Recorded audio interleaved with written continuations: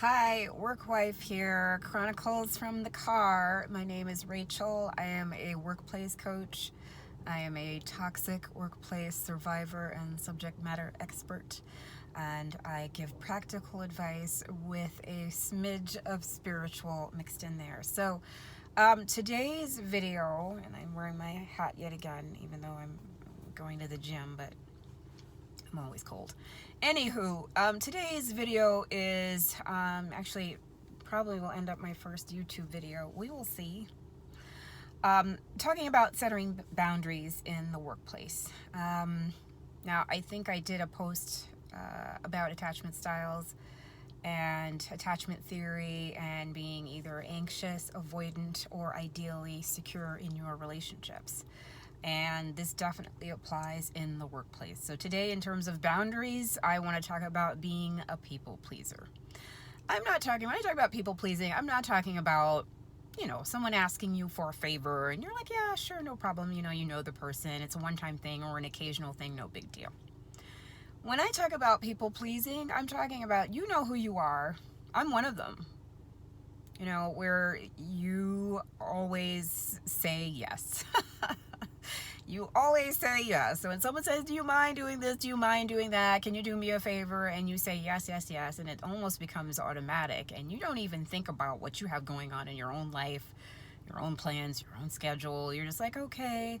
And the very idea of saying no fills you with anxiety. That's a people pleaser, and that's a characteristic usually exhibited by the anxious, preoccupied person, that attachment style. And as I said in the post, there are quizzes you can take to figure out what your attachment style is. By any means, I'm not taking a deep dive into this. I am not a licensed therapist. I am not a psychologist. This is behavioral science that when I discovered it, it was mind-blowing in terms of the patterns that I recognized in my own life. And personal and professional in terms of people pleasing and basically putting other people's needs before your own. And growing up, it usually has to do with the way you've been conditioned. And it doesn't matter if you're in your 20s, 30s, 40s, 50s, and you say to yourself, oh no, we're going to talk about my childhood. Do we really have to get into that? And unfortunately, it doesn't necessarily have to do with your childhood. It could be some other event that occurred that really made an impact in the way that you relate to others, and it became a pattern. But often if you have said to yourself in the workplace or even your personal life, why does this keep happening to me? It's usually because you are replaying a dynamic that when you were a child, you absorbed from your caregiver, from your guardian, from your parent in the way that you were raised. And usually it means you felt you needed to perform or do something in order to get your parents' love, attention, respect, etc. Whether it's, I have to get A's to please them. And as a child, whatever it is, as a child, you're going to do what you need to do instinctively to survive. You're relying on this person to take care of you. You're relying on this person for love, connection, affection. And, if it's a consistent pattern where you did not receive it just simply for being, and that you felt you had to do a little soft shoot in order to gain their attention, I don't want to say unfortunately, it is what it is. It became a pattern, and it replicated itself in your relationships because you believed that's how you related to others, specifically an anxious, preoccupied person. You put that caregiver's person's needs over your own. You didn't even know that you had needs.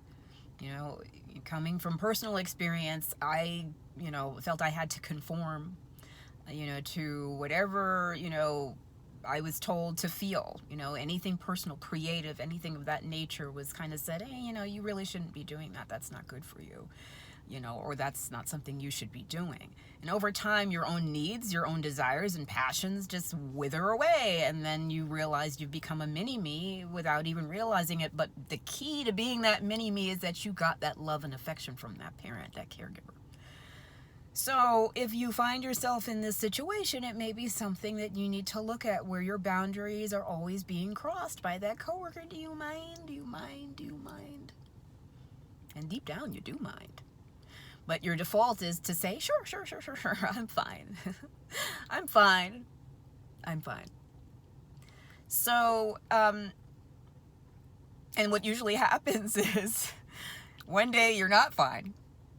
And you're some random person, poor person, asks you for a favor, and that's the one thing that sends you over the edge. You're like, F you, Jane. She's like, what's going on? You explode, and the poor person doesn't even know what happened. But you just, inside, you had it, and you were done. You said enough. Because what has happened is even though you've been people pleasing this whole time, and superficially you feel good about yourself, you're patting yourself on the back saying, I'm helping. Inside you're going, again? Okay, you got work to do. Why are you doing other people's work before your own? You know you have some place to be. So wait, you're going to put your family or the friend that you're meeting on hold, or your partner, because you've got to help this person out? And then all these subconscious things are running behind the scenes, but you've been used to tamping those down. And you say, well, no, it doesn't matter. It doesn't matter. It's okay. I can reschedule. I'm helping my coworker. Meanwhile, your coworker is long gone. And you're doing her work. So if this is you, and you're doing this on a consistent basis, where you're helping people out at the exclusion, there's nothing wrong with helping people. But when your tank is empty, you literally can't really be helping anybody, especially yourself. So sooner or later, your tank is going to be empty. You're going to be resentful. Because that little voice going, again, we really have work to do. Why do you keep doing this? Why do you keep saying yes? Why would you say yes to her? You get, and then you're saying, it's fine. That little voice is going to get louder and louder and louder until, as I said, one day you're just going to lose it. And it's not going to be good. Or it's going to be to the wrong person. Because what you should have been doing to the person who continues to take advantage of you, because they know they are, the person who's continuing to take advantage of you, you say, you know what, unfortunately, I can't do it today. I've got other things that I need to work on. Now, that sounds easier said than done. Believe me, as liberating as it sounds to say no, for an anxious, preoccupied person who's been people-pleasing her whole life, saying no almost feels selfish. Oh, what are they going to think about me? Right? I'm going to be judged. I don't have their approval. What does that sound like? It sounds like your childhood, or sounds like whatever conditioning event took place where you got very used to doing that, and that became a pattern of behavior for you, and that became you. Facts. To the point where you don't even realize you have a choice. You do. It just doesn't feel like one. So that's something to, that's something to look at, something I can definitely help you with. Whether you've had this toxic situation with a coworker or even a boss, where they, in little ways, they've just crossed. You know that feeling when someone's crossed a boundary and you've ignored it. You know what it is. You may not be able to articulate it, but you know that feeling. Icky is the best way to put it. Yeah, but your intuition tells you. Anyway, before this video gets too long, so I hope you will enjoy, these are the types of things that are important to me. This is why I decided to be a workplace coach. I have almost 20 years of experience in the corporate world, the 9-to-5 life, if you will, where I dealt with plenty of toxic bosses, environments, coworkers, sometimes employees when I was a supervisor. And I feel like I've been through it all. So, but through going through it all, I know how to respond to people, and I can help you if you have that situation and you have a boss or you have a coworker and you're just like, I can't figure out how to get out of this. I can help you construct, what to say, how to say it professionally, and establish your boundaries, because the earlier you get the courage to say no, the better off you will be.